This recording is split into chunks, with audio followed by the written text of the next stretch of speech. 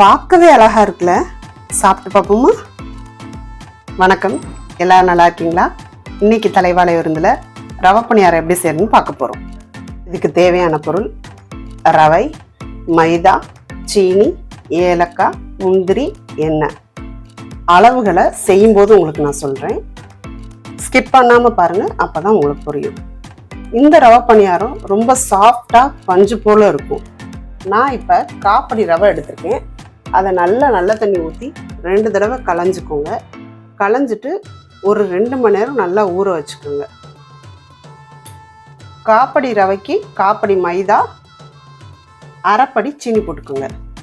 இப்போ உங்களுக்கு கப் மெஷர்மெண்ட்டில் வேணும்னா 1 கப் ரவைக்கு 1 கப் மைதா, 2 கப் சீனி. இப்போ 2 மணி நேரம் ரவை நல்லா ஊறிடுச்சு.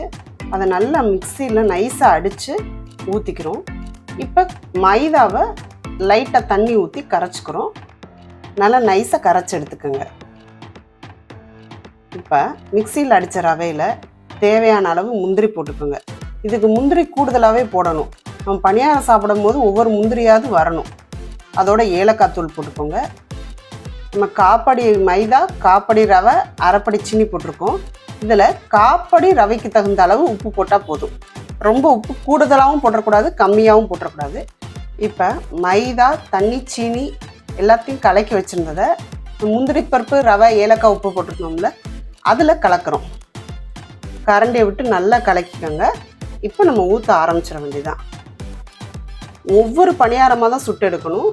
இதுக்கு எண்ணெய் கம்மியான அளவு ஊற்றினாலே போதும். ரொம்ப எண்ணெய் ஊற்றிடாதீங்க.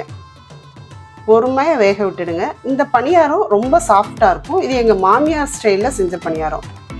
எங்கள் அம்மா ஸ்டைல் பணியாரம் ரொம்ப மொறுமொறுன்னு இருக்கும். அதை இன்னொரு நாளைக்கு உங்களுக்கு ரெசிபியாக போடுறேன். என்னோட வீடியோ பிடிச்சிருந்துச்சுன்னா மறக்காமல் சப்ஸ்கிரைப் பண்ணிக்கோங்க. பக்கத்தில் உள்ள பெல் ஐக்கானை கிளிக் பண்ணிக்கோங்க.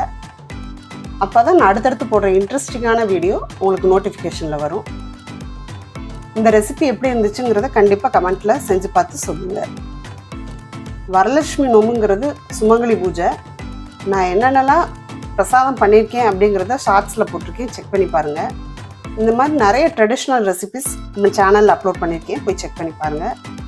இந்த மாதிரி நீங்கள் என்னென்ன பிரசாதம் பண்ணுவீங்கிறதையும் கண்டிப்பாக கமெண்ட்டில் சொல்லுங்கள். ஒவ்வொரு பணியாரமாக சுட்டு நல்லா எண்ணெயை வடிகட்டிட்டு கண் தட்டில் போட்டுருங்க. ஆறுனதுக்கப்புறம் வேறு இதில் மாற்றுங்க. இது ஒரு பணியாரம் சாப்பிட்டாலும் திருப்பி சாப்பிட்டுட்டே இருக்குன்னு போல இருக்கும். அந்த அளவுக்கு நல்லாயிருக்கும். நல்லா உள்ள முந்திரி பருப்பு, ஏலக்காய், சீனி, இந்த ரவை, மைதா எல்லாம் சேர்ந்து ரொம்ப டேஸ்ட்டாக இருக்கும். கண்டிப்பாக ட்ரை பண்ணி பாருங்கள்.